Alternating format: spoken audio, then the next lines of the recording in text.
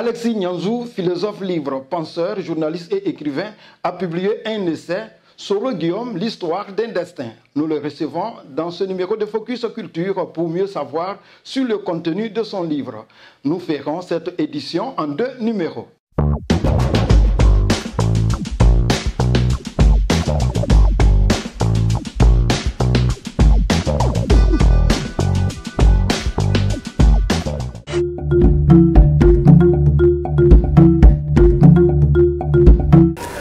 Alexis Nyanzou est un libre penseur. Il est par ailleurs écrivain, journaliste et enseignant.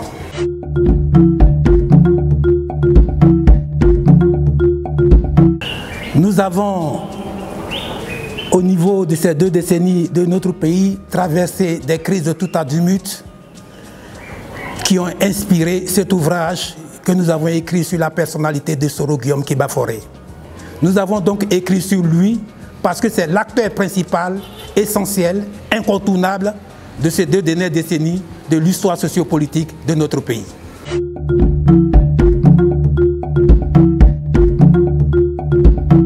L'homme n'est pas seulement physique, l'homme est à la fois physique, métaphysique. L'homme a une dimension saisissable, visible à l'œil nu, mais une dimension aussi invisible à l'œil nu. L'homme est ce qu'on voit, l'homme est aussi ce qu'on ne voit pas. L'homme est ce qu'on touche, l'homme est ce qu'on ne touche pas. L'homme est tangible et l'homme est intangible. D'où un ouvrage qui parle de Soro Guillaume, tant dans sa dimension physique que dans sa dimension métaphysique, c'est-à-dire ce qui est au-dessus de la physique.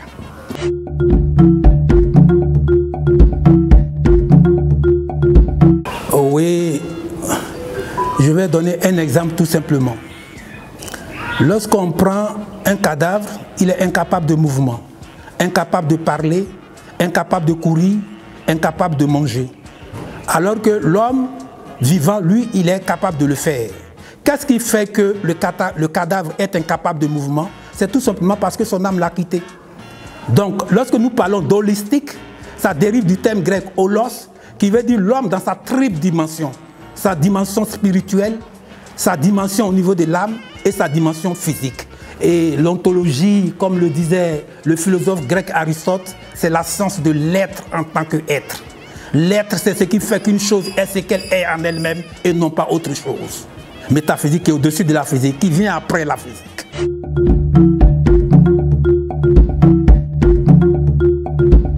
Oui, nous avons étudié d'un point de vue numérologique les mystères que renferment les noms et prénoms du président de l'Assemblée nationale, en nous référant à la numérologie de Pythagore de Samos.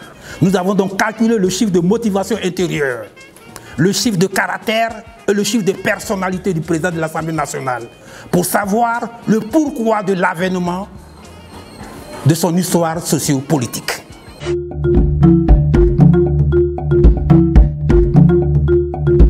J'étais avec lui à la cité universitaire de Vridi. Nous avons écrit sur le président de l'Assemblée nationale parce qu'on le connaît. C'est un contemporain, c'est un ami de la cité universitaire de Vridi. On n'écrit pas sur quelqu'un qu'on ne connaît pas. Ce que nous avons fait n'est pas un ramassis, n'est-ce pas, des titres de journaux ou bien des articles de journaux. Ce que nous avons fait est le reflet d'une réflexion profonde. Ce que nous avons fait est le reflet, n'est-ce pas, de ce que nous avons vécu. Je dis que le président de l'Assemblée nationale, c'est vrai, aujourd'hui, il atteint un niveau important de la société, mais il n'a pas changé. Il a conservé les valeurs d'humilité, les valeurs de sagesse, les valeurs de simplicité. Ce sont ces valeurs-là qu'il avait en cité. Et je me revois encore avec lui sur le terrain de handball, en train de parler de politique, des Marx, de Lénine. Je me revois encore avec lui au réfectoire, en train de parler de politique. Donc, c'est une continuité. Ce qu'il est aujourd'hui n'est pas le reflet du hasard.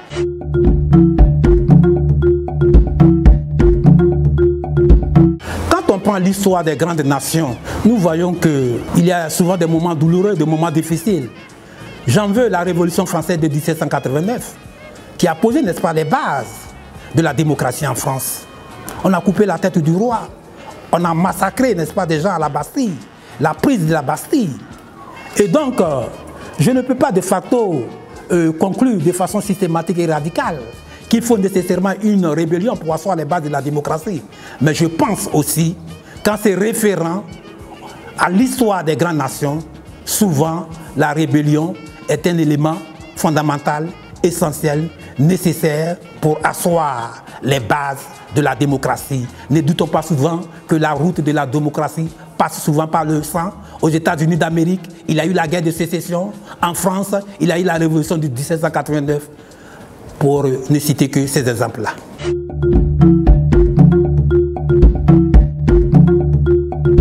Oui, mais le président Laurent Gbagbo lui-même a dit que le président Soro Guillaume a été le meilleur de ses ministres, de tous ses premiers ministres. Ce n'est pas moi qui le dis, c'est le président Laurent Gbagbo lui-même qui l'a dit. Que le président de l'Assemblée nationale, Guillaume Soro Kibafori, a été le meilleur de tous ses premiers ministres.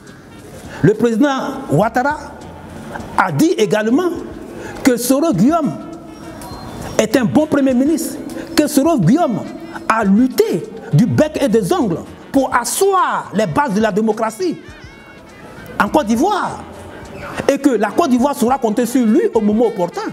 Je pense qu'en 2020, l'heure sera arrivée pour que les Ivoiriens comptent sur Soro Guillaume Kibafori pour diriger le navire ivoire vers la prospérité, le salut et la paix. Dans cette œuvre, l'écrivain ébauche des voies pour mieux œuvrer le héros Guillaume Soro qui conduit depuis 2012 avec dextérité la destinée de l'Assemblée nationale de Côte d'Ivoire. Qui sait si 2020 n'est pas son année à la présidence. C'est avec plaisir que nous avons reçu l'écrivain Alexis Nyanzou à GKS TV. Merci de nous avoir suivis. À la prochaine pour un autre numéro, si Dieu le veut.